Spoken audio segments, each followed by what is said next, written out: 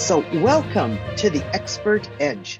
This is the show where we bring on experts in the fields of health and wellness practice, and we hear their stories and learn what they see working in the field of diabetes reversal and prevention.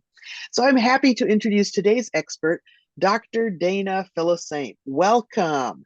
I'm so glad to have you here with us. Thank you for having me. Yeah, I'm happy to be here.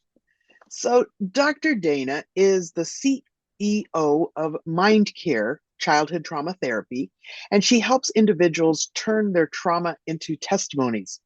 As a medical missionary, she is an educational psychologist, licensed clinical social worker, and a certified multilingual school psychologist. She has 21 years of experience in the mental health field, helping many individuals to overcome trauma in schools, military bases, churches, hospitals, and homes. She earned her master's in social work and her doctor of philosophy from Andrews University and is the author of The Working of This Mind and The Quick Mental Health Guide for Trauma, as well as a series of children's books that she uses to help children deal with negative emotions. Dr. Dana, please tell us a little bit about how you got started with your interest in health and lifestyle, and especially the field of mental health. One thing that's very important for me is recognizing that not only are individuals needing this service, but also my own family. Sometimes when we see individuals suffering, we want to help everybody. But when it hits home, it's something that really grabs you. And trauma happens to all of us, truly. And so God has shown me that He has a method of healing the mind, and seeing it with my friends, with my own family, how He does that so beautifully. It kind of draws you into the work of sharing with others that they can do well if they only know how to utilize the resources that's out there for them to do so. So, at what stage of your life do you think you started actually thinking about like going into this area of helping people with their trauma? Was that something that you started thinking about in childhood, teenage? Kind of what was it that triggered that?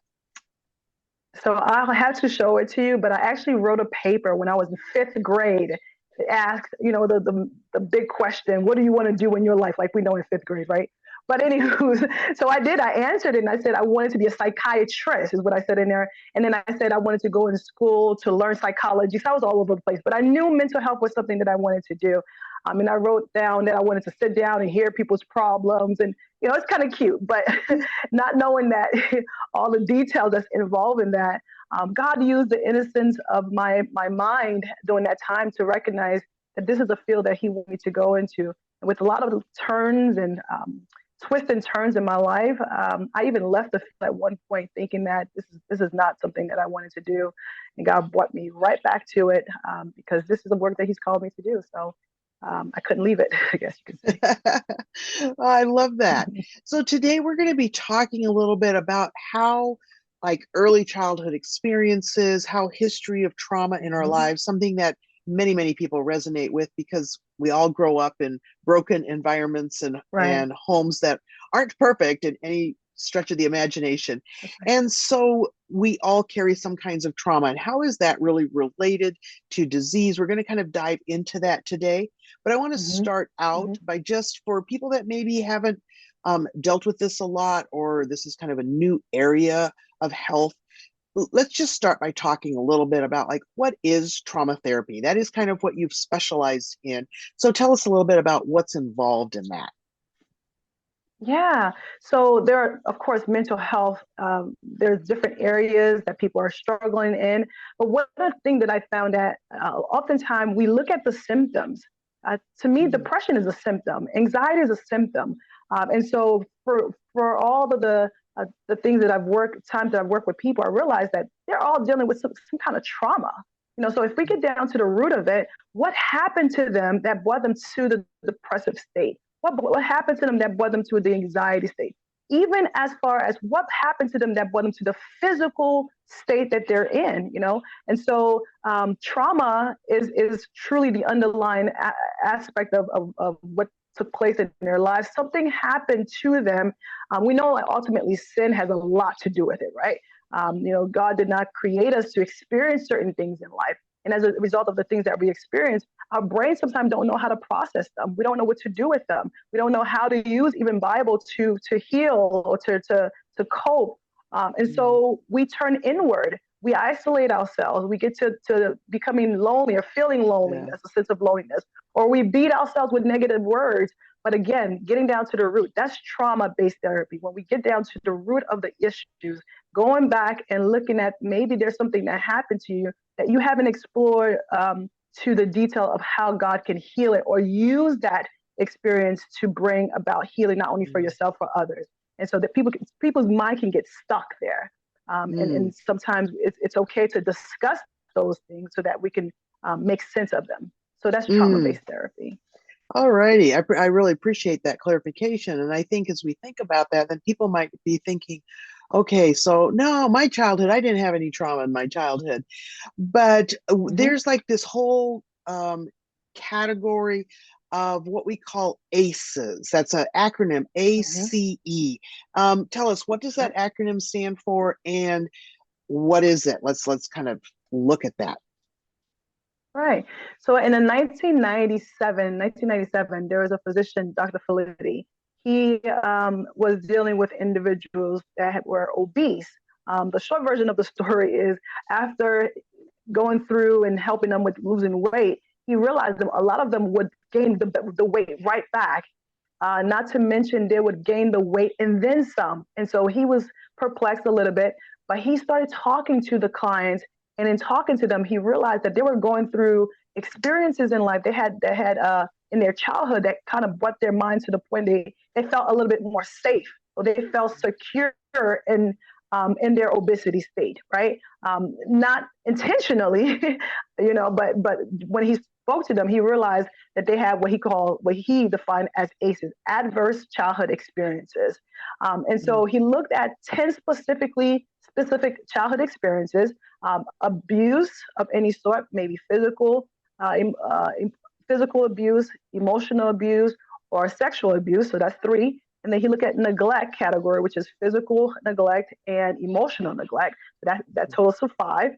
And then he looked at child or household dysfunction. So where they grew up, what experiences that they had in their home.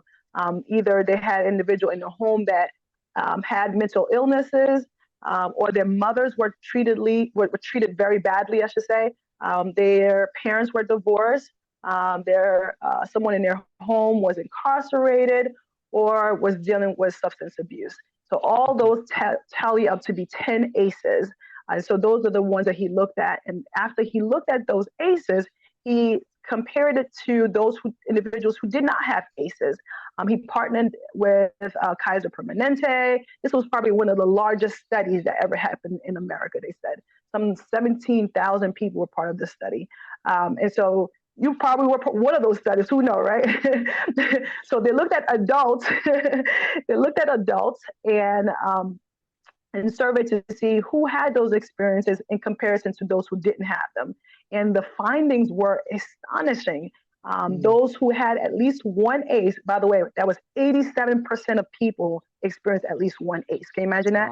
Wow. And so all of us at some point in our lives experience something that's negative, but specifically in his study, he looked at those ACEs. And within those, 87% of Americans had experienced at least one. And some 50% had experienced multiple, right? And the findings, as I mentioned, they were more likely to have diabetes. They were more likely to suffer from high blood pressure. They're more likely to smoke. So their behaviors that took place as well as a result of these ACEs. They were more likely to have suicidal thoughts, heart disease, even cancer rates were much higher amongst that group than those who did not have ACEs. So there's another number of other things when he compared it, he saw. That's really, really interesting, because I think that most of the time we don't think about these negative childhood experiences as having a direct impact on our health. But in his study, what I'm hearing you say is that even having one ACE, one adverse childhood experience, would negatively impact adult health. So this is like something that happened to children, but it affected their health as adults. That's Wow. correct. That's And correct. That's and I correct. think that's such a shocking statistic that 87% of adults in America have suffered at least one childhood That's right. adverse effects. Hmm. Um, and 50% And I have had to. had multiple. And that's just like That's right. categories. That's not like instances, right? Like this could be repeated, any one of those categories that they could have repeated experiences in that category. And this is just looking at the number of categories. So Hmm. there's a lot of brokenness there, isn't there? That's Wow. correct. And I had to add too, these ACEs, they ask the individuals, did they experience them between the ages of 0 and 17? Okay, so they Oh, so look it at included individuals teen who years. experience, correct, so 0 to 17. So after that, they didn't look in terms of 17 and older, but individuals who experience those within those primitive years of life, I would say too, even the Mm-hmm, 17-year-old, right? Um, mm-hmm. 87% of children, you might add, have experienced these things at some time in their childhood. Wow. And so do you happen to have any of the statistics around how it impact like length of life? Like Mm. if it increases their risk for heart disease and diabetes and smoking and all of these different things, it seems like it might have an overall impact on their life expectancy. I don't know the specific years. Okay. I don't think he covered that. But the Okay. finding that he said was ACEs can have lasting negative effect on health, well-being, and opportunities. These experiences can increase Mm, the risk of having diseases and long-term risk that causes death. Right? We know hmm. that people are dying from cancer. We know that people are dying from Right. diabetes and Totally. heart disease and even suicide. Right? So they might be Yeah. different ages, but for that individual, unfortunately, it may not. They might, because of the diseases that follow, they may not live as long as they potentially could have. Yes, I think that's so true. Um, So, as you work with people, what are some of the things that you've seen in terms of these links between their experiences of trauma, adverse childhood experiences, and their health? Like if they start working on some of the healing in the mind, does it have an impact on their health even later in life? And what kind of Right. impact have you Good seen? question. Yeah. So one of the things I want to share with people that I work with is even though you know the statistics, it doesn't mean that you have to be a part of that statistic, the result of the statistics, right? It almost sounds doom and gloom in a sense, right? Well, because you experience something between the ages of 0 and 17, this is more likely to happen. But when you know that you've experienced these things, if you have an awareness of those things that took place in your life, you have to be intentional about health, right? So you can no Hmm. longer just kind of live life in such a way. Your Mm, health is got to be prime in your mind that you can overcome if you utilize tools that God has given us, like nutrition. Take into your mind the fact that words are important. What you tell yourself is important. Your past is not your future. Having mm, an intentional living makes a huge difference. Now, if you are an individual who experienced those things and you fall into depression and you fall into anxiety and those things, and you're not intentional about health overall, and when we say health, we're talking about physical health, we're talking about mental health, and we're talking about spiritual health as well. So all of hmm. those things has to be the forefront of your mind at all times. When you surrender your life to God, for example, you recognize that He wants you to have a certain mindset. We're told in Philippians 2, verse 5, let this mind be in you, which was also in Christ Jesus. So you start asking yourself, well, what is this mind that you want me to have? Because the mind that I experience, the things that I experience cause my mind to be depressed, right? And so Hmm. God said, I can give you a new heart. I can give you a new mind if you ask me. And so we'll start walking with God in the principles that He's outlined physically and mentally to start Mm, not only the healing process, but to overcome, to become mm, overcoming. And when you overcome, then you have not only a testimony, but you can actually use your experience to help others. It's mm, beautiful when you recognize it, number one, that you've experienced something, but secondly, when you place that situation in the hand of God for Him to use. mm. And show the world that He's able to deliver you from the things that are aces in your life that you should have been dead, or or experience diabetes, or experience all those things, and yet you're not. What makes the Mm. difference? What made the difference? A change of Mm. mindset makes all the difference. I love that, Dr. Dana, because what you're sharing here is so hopeful. It's like, even if I can't control what happened to me as a child and I had terrible things happen, I still Mm-hmm. have the opportunity to live intentionally and to That's create right. a future that is not determined by my history. And, That's exactly so it. many times, we might feel trapped. We might like, well, this happened to me, and so I'm stuck. There's no way that I can have like a happy life or a joy-filled life or healthy relationships because I'm damaged goods, as it were. And I think many times people Mm, feel that way, right? Especially if yeah, they've been yeah. treated so badly as children. It's like, how can I overcome that? But what you're saying is that there is a process of healing, that God is all about healing broken minds and hearts. And this does not have to determine our long-term outcomes. I think it's really interesting. I was looking at some statistics from the Burke Foundation, and they were saying that if untreated, and that means like you don't get Mm-hmm. the help and the support for healing, children with high ACE scores face a 20-year decrease in life expectancy. That's a really significant Mm, hit. So, that getting is. treatment, reaching out for help is huge in even like how long you live. And I think that that's so That's something. amazing. You have the power of choice in your hands to do something about how long you live if you're facing multiple ACEs and a lot of these experiences in your early life. They also stated in the same source that children who experience 4 or more ACEs are 7.4 times more likely to suffer from alcoholism and more than 12 Yep. times as likely to attempt suicide. And that really hits home for me Mm-hmm. because I actually live in a county where something like 75% of adults have experienced 4 or more ACEs. And so, Mm-hmm. in my own community, I see the impact that this is having on people that are adults walking down the sidewalk in the grocery store, but Mm-hmm. they're at such high risk for some of these really negative outcomes. And, and it also affects things like academics, which affects your long-term Yep. future, right? That's right. That's They right. mentioned that Right. children with 2 or more ACEs, now that's really common for a child to have It two or is. more ACEs, and yet that makes them 3 times more likely to repeat a grade in school. So I Mm-hmm. think it's really important for people to become more aware of like, what are ACEs? How can they impact me? Do I have some that I need to be aware of? um, and get help and treatment for that, and reach out for the kind of professional help that Dr. Dana and others can provide for you, because it can make such an impact on your health. It makes an impact on your diabetes. It like really impacts so many things. So I really love Okay. hear what you've been sharing about the power we have through choice to make a difference. We do. We really do.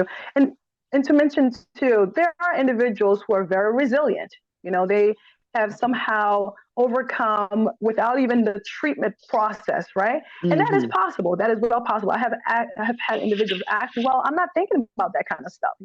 And perhaps in their processing, positively the experiences that they've seen in their own home, that they were able to overcome, or they had words of affirmation given to them through friendship, through various association in their lives that kind of help Mm. overcome that process. So it is well possible.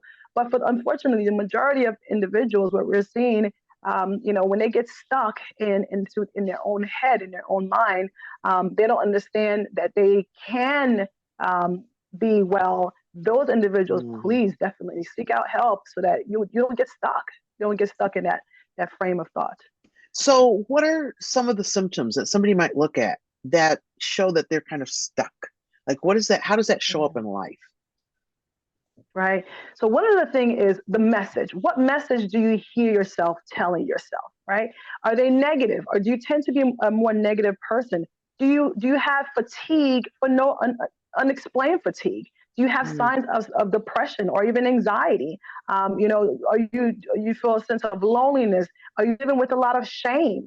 And again, these things happen to you not because you didn't deserve any of that. Nothing that you did was wrong.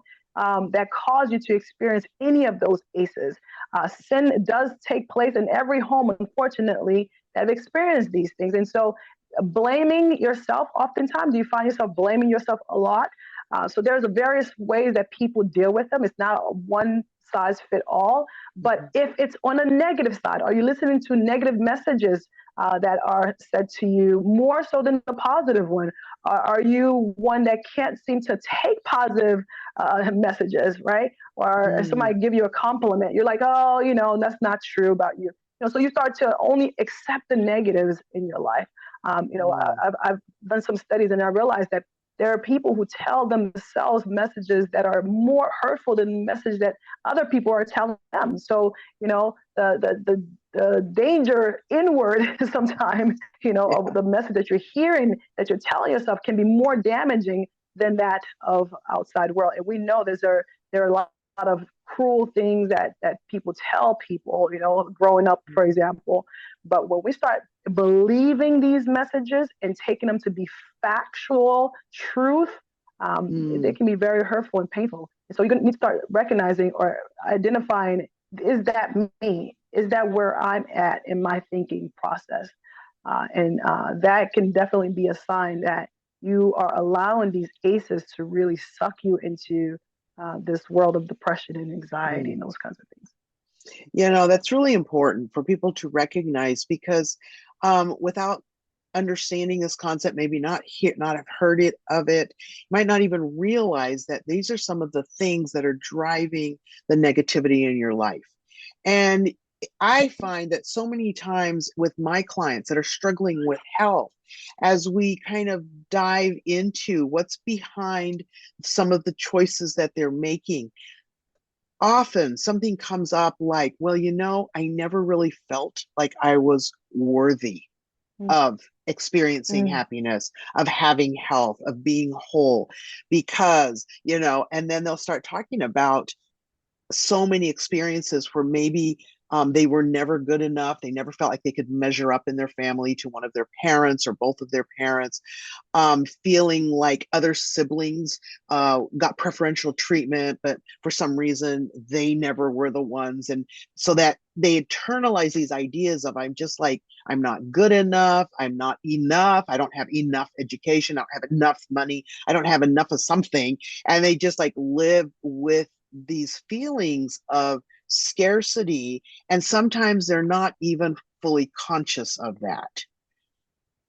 Mm-hmm. Mm-hmm. But I think it's really important for people to understand that not only is this very common and many people are dealing Yes, with this at some level, but you can also get help.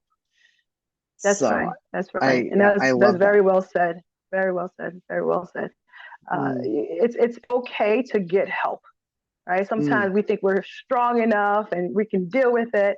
And people are there that can help you, right? God Mm-hmm. gives people different gifts, and recognize that these things would be in this world, and that we can reach out. Absolutely reach out to God, and He's definitely there for you. Mm. But sometimes it's okay that He uses people to give us some of the healing, or put you in that path towards healing, towards getting to hear His voice, which is all truth, right? Than the enemy's voice, or than your own voice that's been telling you these negative things.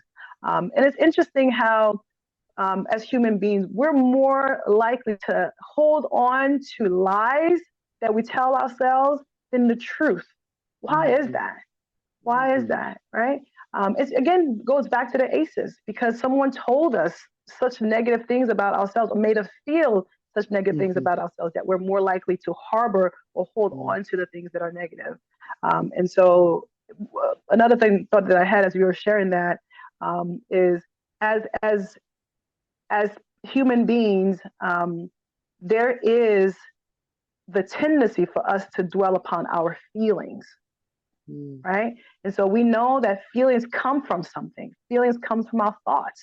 So if Mm. we can analyze these thoughts and process them appropriately, put in the words of God that is truth, to combat some of the negative thoughts, then the feelings that feel wonderful, the joyful feelings will follow. So don't live in just your feelings. The feelings can lead you to depression. The feelings can lead you astray, and feelings are so inconsistent. You can feel one thing, and another day you feel another thing. But if you think on the thoughts that you should have, and then the thoughts can lead to the feeling, and the feelings will lead to your action. That's a better way to live. Right? Start And processing before you get to the feelings. I think that's a really powerful idea, that we actually have control over how we feel, but it comes from controlling how we think. And so when we've got stinking thinking, as my mother-in-law used to say, it can lead to a lot of negative emotions. But understanding that we can put a stop to that vicious cycle by changing what we're telling ourselves, by looking at our self-talk.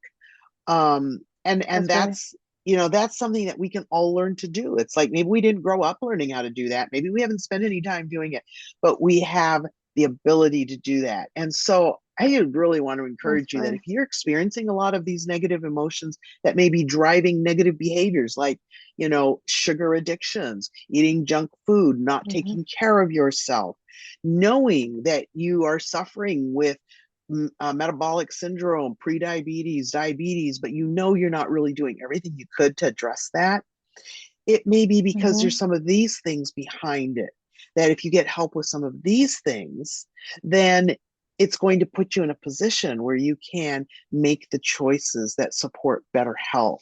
And that's what we both want for all of you. So I just so appreciate what you've been sharing here, because I believe it's super valuable.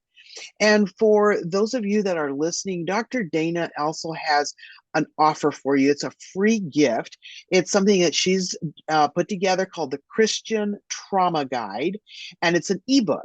And if you go to the link in the description under this video, you can go to her website, and there on the homepage, you will find the Christian Trauma Guide, and you can get that for free. But can you tell us a little bit about how that can help us to move forward if we're feeling a little bit stuck, Dr. Dana? How is this Christian Trauma Guide going to help me? Yeah. So in the Trauma Guide, what we have put together for you guys is the concept of understanding dysfunctional homes, right? And I've spent some time learning and studying different types of families and the upbringing that individuals has. And so we know that there are some individuals who have been raised in dysfunctional homes. So we compare Bible characters that perhaps have experienced dysfunctional home, like yourself, and how did they overcome, and how did they go through it, and how does the Bible want us to be whole, regardless of the dysfunctionalities that we came from growing up. So looking at some of the dysfunction that you perhaps have experienced, what type of parenting you had, and the difference that it made in your upbringing, and even the way that we relate to people now. So all of those things are discussed in that dysfunctional book of helping people see that their dysfunction homes can be restored, essentially. And I think that's so important to have those kinds of resources, because in my experience, Christians as a group are sometimes reluctant to reach out for help. Like, some Christians have been raised or feel that reaching out for help means somehow I don't have enough faith in God, or he would have fixed my life. Why do I need to reach out to somebody else for help? What would you say to someone who might be feeling that, or maybe was raised with that concept, that reaching out for mental health support isn't something Christians should do? Like, there's something wrong with your Christianity if you need help. What would you say to somebody that was feeling or thinking that? There's a Bible text that says, do not forsake the assembly of others, right? And I think sometimes we talk about that as going to church, but it goes deeper. There's aspects of socialization that God want us to have. And there's power in 2 verses 1, right?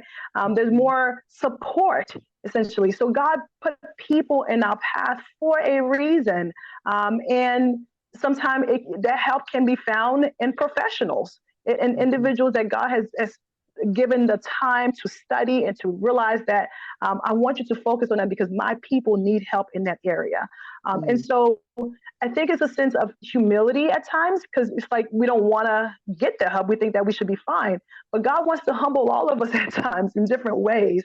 And so I would say, pray to see who God sends your way, what doors he opens for you to be ministered to. And at the same time too, you might have something or say something that can help others. So if you are that individual, see what gifts God has given you to assist others as well. Don't think that you have to do it alone, because we were not created to be alone, right? Just how the Lord created us to be social being, it's okay to get that assistance from another social being.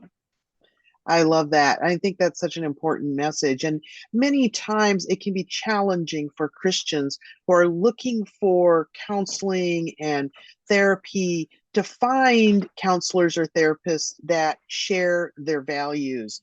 And because therapy is very closely connected to our internal belief system and our values, I think it can be very helpful for Christians to look for a counselor that shares those values, because the therapy is going to end up being, I think, more helpful, more constructive, and a better match. So that's another thing that I like to tell people is like, if you try a therapist and then you just don't feel like it's a good match, hey, you can always switch. So it is important to have a good match there.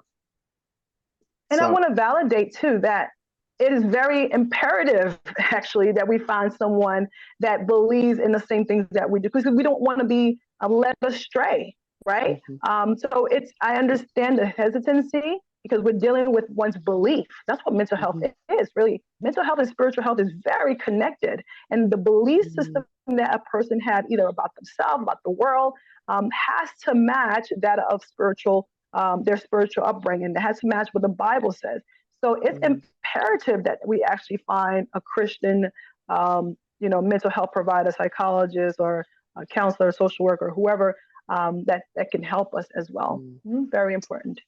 Oh, I really, really appreciate everything that you've shared with us today, Dr. Dana. This has been so valuable and I believe so important. And I hope that this has given you information that you can use for yourself, or you can use for other people in your life that you care about. Maybe you're a grandparent and you realize that you can pour into grandchildren that may be in a situation that isn't ideal, but you can make a difference in their adult life by the affirmation, by the connection, and the positive relationships that you build with people in your extended family. So, I just thank you so much for being here with us. And I want to remind all of you that are listening, remember, health is wealth, and it comes by choice, not by chance. Thank you for being with us here today.